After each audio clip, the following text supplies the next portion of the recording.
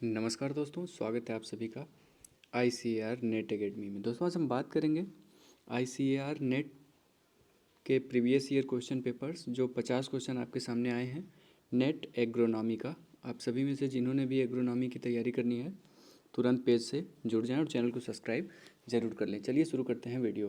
पहला क्वेश्चन हमारे सामने है, first cultivated crop in the world are. First cultivated crop in the world are, तो वो कौन सा है? तो बिल्कुल व्हीट एंड बार्ली हमारा फर्स्ट कल्टिवेटेड क्रॉप है। पूरे विश्व में पहले इन दोनों की खेती शुरू की गई थी। नेक्स्ट क्वेश्चन की बात करेंगे। दूसरा क्वेश्चन हमारा है, nitrification bacteria was isolated by. जो नाइट्रिफिकेशन बैक्टीरिया था वो किसके द्वारा आइसोलेट किया गया था? तो बिल्कुल वो किया गया था हमारा विनोग्रेडस्की के द्वारा नाइट्रिफिकेशन बैक्टीरिया को आइसोलेट किया गया था। आगे बात करेंगे तीसरे क्वेश्चन की। State seed farm corporation was launched during. तो ये किस समय में state seed farm corporation launch किया गया था? तो बिल्कुल ये 1969 में लॉन्च किया गया था। आगे हम बात करेंगे, solid particle of the earth is called. जो अर्थ का सॉलिड पार्टिकल है उसे क्या कहा जाता है? तो उसे लिथोस्फीयर के नाम से जाना जाता है। नेक्स्ट क्वेश्चन है, the world metrology is derived from. जो हमारा मेट्रोलॉजी वर्ड है वो किस शब्द से डिराइव्ड है? अर्थात ग्रीक शब्द का ये वर्ड जो मेट्रोलॉजी है ये ग्रीक वर्ड है। आगे हम बात करेंगे, principle of mercury barometer was discovered by. जो मरकरी बैरोमीटर था उसका प्रिंसिपल किसके द्वारा डिस्कवर्ड किया गया था?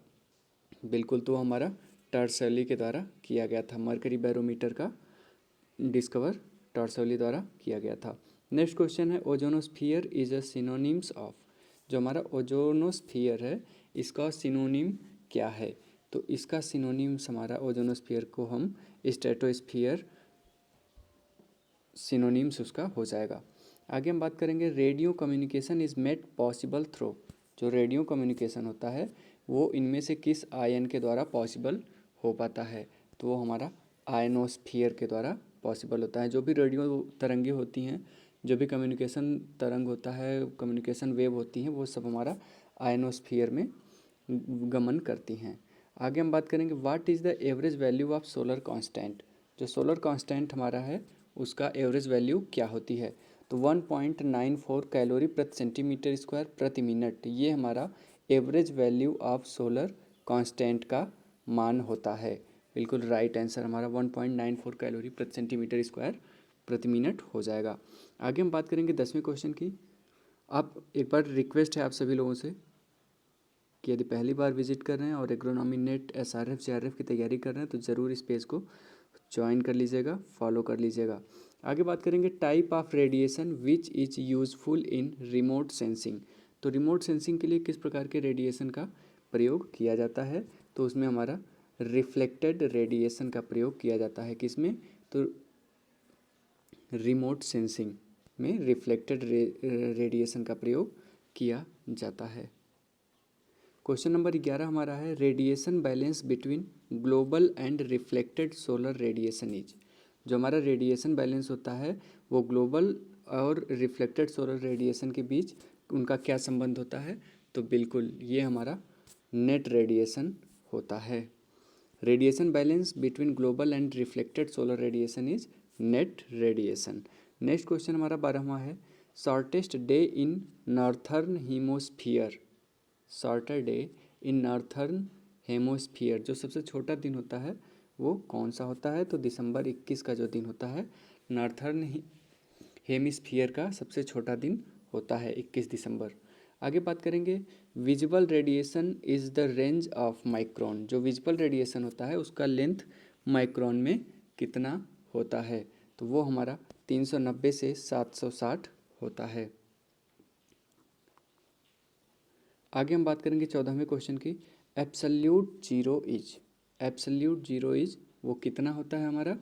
तो वो हमारा -273 डिग्री सेल्सियस होता है एब्सल्यूट जीरो। इसे केल्विन मान भी कहा जाता है, जो -273 डिग्री सेल्सियस होता है। नेक्स्ट क्वेश्चन की हम बात करेंगे, क्वेश्चन नंबर 15 की, liquid used in maximum and minimum thermometer respectively are. Liquid used in maximum and minimum thermometer respectively are. तो इसका ऑप्शन क्या हो जाएगा? तो बिल्कुल हमारा मरकरी एंड एल्कोहल हो जाएगा। नेक्स्ट क्वेश्चन है which among the following is having the least albedo. जो लीस्ट एल्बिडो होता है वो किसका होता है? तो बिल्कुल ये प्राप्त होता है मोस्ट ब्लैक सॉइल में एल्बिडो प्राप्त होता है। नेक्स्ट क्वेश्चन बात करेंगे 17वें क्वेश्चन की, which among the plant have the highest water use efficiency. तो वाटर यूज इफिशियंसी किसका होता है? बिल्कुल तो हमारा CAM प्लांट का water use efficiency is highest, अर्थात इनका वाटर यूज इफिशियंसी जो होता है WUE इसे शॉर्ट फॉर्म में कहते हैं WUE। तो ये हमारा कैम प्लांट का सर्वाधिक होता है। नेक्स्ट क्वेश्चन हमारा है stage which is highly sensitive to high temperature. वो कौन सा स्टेज होता है जो हाई टेम्परेचर के प्रति काफ़ी सेंसिटिव होता है? तो बिल्कुल हमारा राइट आंसर हो जाएगा वो सीडलिंग का स्टेज होता है जो हाई टेम्परेचर से के प्रति सेंसिटिव होता है। नेक्स्ट क्वेश्चन की बात करेंगे agro climatic zone are formed in India during. जो एग्रो क्लाइमेटिक जोन था वो हमारा किस पंचवर्षीय योजना के दौरान बनाया गया था? तो बिल्कुल इसका राइट आंसर हो जाएगा 7th 5-year plan. Most important question है agro climatic zone are formed in the India during, तो वो हमारा 7th 5-year प्लान के दौरान हमारा एग्रो क्लाइमेटिक जोन बनाया गया था। आगे बात करेंगे 20वें क्वेश्चन की, heat transfer in soil is mainly due to. Heat transfer जो होता है वो हमारा मेनली किसके कारण होता है? तो वो हमारा कंडक्शन के कारण होता है। हीट ट्रांसफ़र जो होता है वो कंडक्शन के कारण हमारा हो जाता है। आगे बात करेंगे 21वें क्वेश्चन की। तो 21वें question at what depth below the soil temperature variation is nil. तो इसका राइट आंसर हो जाएगा 80 सेंटीमीटर। आगे बात करेंगे primary product of carbon fixation in C4 plant is 4 carbon compound in the form of. Primary product of carbon fixation, जो carbon fixation का primary product होता है इन C4 प्लांट, C4 पौधों में, इज 4 कार्बन कंपाउंड, जो 4 कार्बन के compound होते हैं वो किस फॉर्म में होते हैं?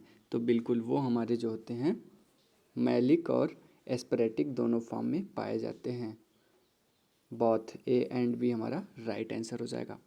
नेक्स्ट क्वेश्चन है हमारा which type of plant is having lower water use efficiency.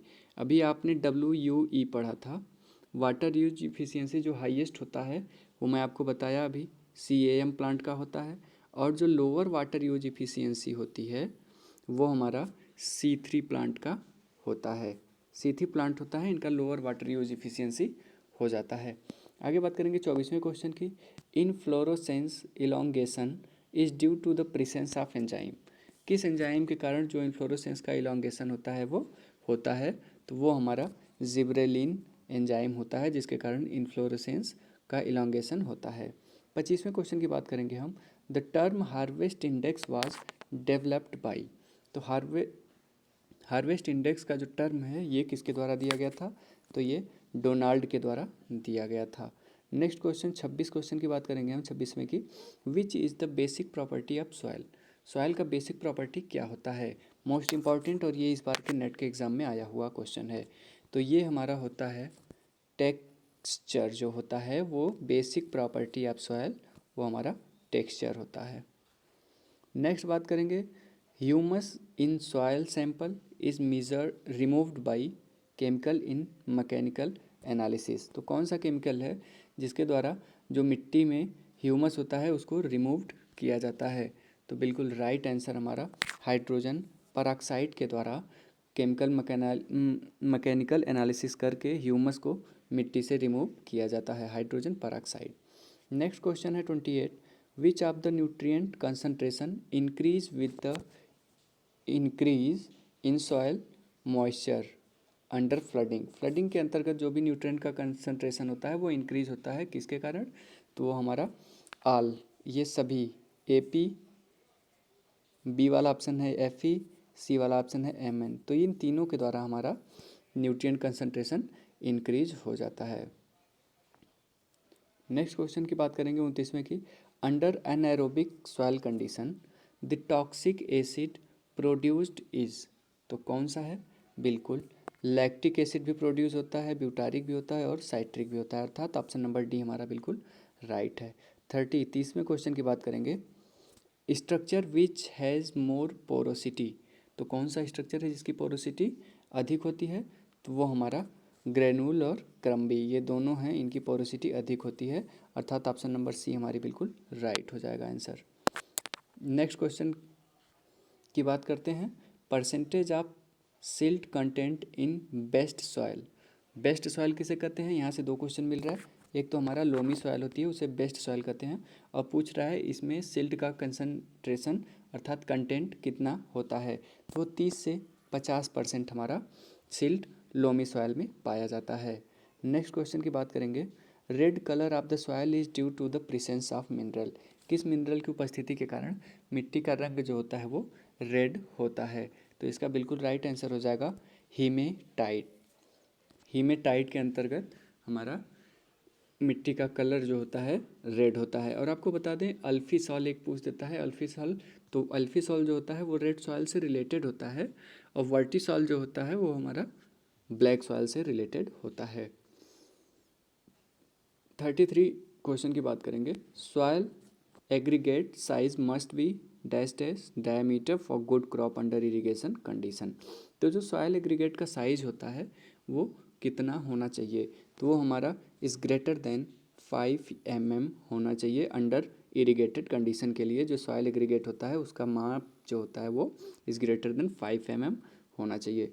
Next question की बात करेंगे, critical level of oxygen for better root growth is, तो कितना होता है? तो वो 1 से 2% ऑक्सीजन का क्रिटिकल लेवल होता है जो बेटर होता है किसके लिए? रूट ग्रोथ के लिए। नेक्स्ट क्वेश्चन की बात करेंगे, dash percentage depletion of available moisture is optimum for fluffing, तो इसका आंसर बिल्कुल राइट हो जाएगा हमारा 25 to 50% depletion of available moisture is optimum for fluffing. Next question की बात करेंगे, for close space crop weeding operation is done by, तो जो क्लोज स्पेस्ड क्रॉप होती हैं उनमें वीडिंग ऑपरेशन जो होता है वो कैसे पूरा किया जाता है? तो स्टार वीडर के द्वारा उनका, अर्थात जिन फसलों के बीच में कम जगह होता है उनमें जो वीडिंग ऑपरेशन होता है अर्थात वीड को हटाने की प्रक्रिया होती है वो स्टार वीडर के द्वारा किया जा सकता है। नेक्स्ट क्वेश्चन है, commonly used herbicide under zero tillage, तो कौन सा हर्बिसाइड जीरो टिलेज के अंतर्गत यूज़ किया जाता है? तो बिल्कुल हमारा पैराक्वेट और डाइक्वेट दोनों हमारा किया जाता है, ये दोनों ही किए जाते हैं जीरो टिलेज के अंतर्गत, अर्थात जब हमें जीरो टिलेज की प्रक्रिया को अपना करके खेती को करना होता है तो उस दौरान हम जिस हर्बिसाइड का प्रयोग करते हैं वो पैराक्वेट और डाइक्वेट दोनों का इस्तेमाल कर सकते हैं, तो ऑप्शन नंबर सी हमारा बिल्कुल राइट हो जाएगा।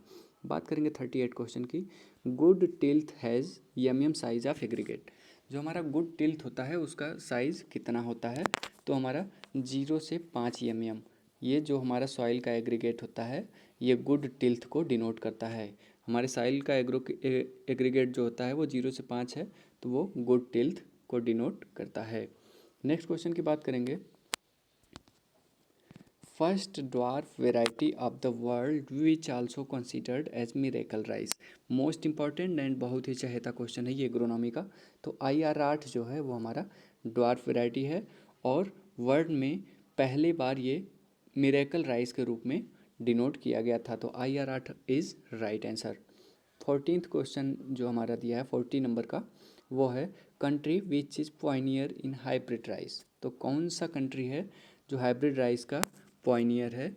तो बिल्कुल हमारा राइट आंसर हो जाएगा वो है चाइना। नेक्स्ट क्वेश्चन देखेंगे, herbicide suitable under weight seeded rice, तो कौन सा हर्बिसाइड है जो वेट सीडेड राइस के लिए सुटेबल होता है? तो ऑप्शन नंबर डी, अर्थात बूटाक्लोर का भी हम प्रयोग कर सकते हैं, एनिलोफॉस और प्रेटिलाकोर का भी प्रयोग हम कर सकते हैं, ऑप्शन नंबर डी हमारा बिल्कुल राइट हो जाएगा। नेक्स्ट क्वेश्चन की बात करेंगे, growth regulator used in hybrid rice seed production programme is, तो कौन सा ग्रोथ रेगुलेटर है जो हम हाइब्रिड राइस के सीड प्रोडक्शन के प्रोग्राम के दौरान यूज़ करते हैं? तो हमारा GA3, जिसे हम लोग जिब्रेलिक एसिड भी बोलते हैं। नेक्स्ट क्वेश्चन की बात करेंगे, most prominent crop used under mixed cropping of wheat. जो मिक्स्ड क्रॉपिंग ऑफ वीट में हमारा होता है वो मस्टर्ड सभी लोग जानते होंगे, यही प्रोमिनेंट होता है जो हम सुटेबल रूप से वीट के क्रॉपिंग के साथ कर सकते हैं। नेक्स्ट क्वेश्चन हमारा 44 नंबर का है, which part of India produce best quality wheat. तो भारत का कौन सा ऐसा भाग है जो बेस्ट क्वालिटी वीट अर्थात उत्तम किस्म के गेहूं का प्रोडक्शन करता है, तो वो हमारा कौन सा है, पेनिनसुलर इंडिया और महाराष्ट्र, गुजरात, मध्य प्रदेश, ये दोनों अर्थात बी और सी ऑप्शन हमारा बिल्कुल राइट हो जाएगा। ऑप्शन नंबर 45 की क्वेश्चन नंबर बात करेंगे, critical stage for water in मेज क्रॉप। जो मेज क्रॉप होता है उसका क्रिटिकल स्टेज क्या होता है, तो टेसलिंग और सिल्किंग। सिल्किंग जो होता है वो भुट्टे के ऊपर निकलता है और टेसल जो होता है उसके ऊपरी फूल को कहा जाता है। तो ये दोनों स्टेज जो होते हैं वो क्रिटिकल स्टेज होते हैं वाटर के लिए, अर्थात इस स्टेज पर फसल को पानी की आवश्यकता पड़ती है। विच टाइप ऑफ मेज इज़ अर्ली मेच्योरिंग वन। तो कौन सी इसमें से मेज की प्रजाति है जो अर्ली मेच्योरिंग वेराइटी होती है, तो हमारा फ्लिंट कॉर्न जो होता है वो जल्द ही पक जाती है, अर्थात अर्ली मेच्योरिटी वेराइटी है। आगे हम बात करेंगे, हाइब्रिड मेज was first developed in the world during 1910। 1910 के दौरान हाइब्रिड मेज का जो डेवलपमेंट हुआ था वो किसके द्वारा किया गया था, तो उसमें EM ईस्ट और GH सोल ये दोनों लोग मिल करके हाइब्रिड मेज वाज फर्स्ट डिस्कवर्ड डेवलप्ड, इन्होंने हाइब्रिड मेज को डेवलप किया था इन द वर्ल्ड, पूरे विश्व में, ड्यूरिंग 1910। सन 1910 में इन्होंने हाइब्रिड मेज को डेवलप किया था। कौन कौन, तो EM ईस्ट थे और GH सोल थे। तो ये दोनों लोग मिल करके 1910 में हाइब्रिड मेज का प्रोडक्शन अर्थात डेवलपमेंट किए थे। नेक्स्ट क्वेश्चन है, spray of the following conserve moisture in the chickpea. तो चिकपी में कौन सा ऑप्शन हो जाएगा हमारा, तो KCl को करके हम मॉइस्चर को कंजर्व कर सकते हैं चिकपी में।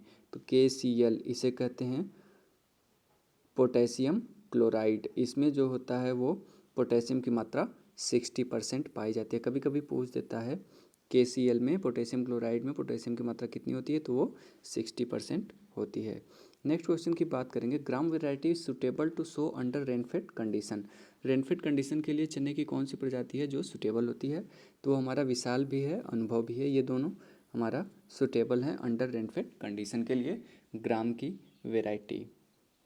नेक्स्ट क्वेश्चन और इस सेशन का लास्ट क्वेश्चन है, suitable herbicide for pigeon pea field as. Herbicide जो पिजन पी होता है उसके लिए सुटेबल हर्बिसाइड कौन सा होता है, तो एलाक्लोर और फ्लोक्लोरेलिन, ये दोनों का उपयोग हम सुटेबल हर्बिसाइड के रूप में करते हैं। तो ऑप्शन नंबर बी और ए और बी दोनों राइट हो जाएगा। तो यहाँ पर आई होप सो ये सेशन आप लोगों को काफ़ी मज़ेदार लगा होगा और काफ़ी इंपॉर्टेंट क्वेश्चन भी आपको मिलेंगे।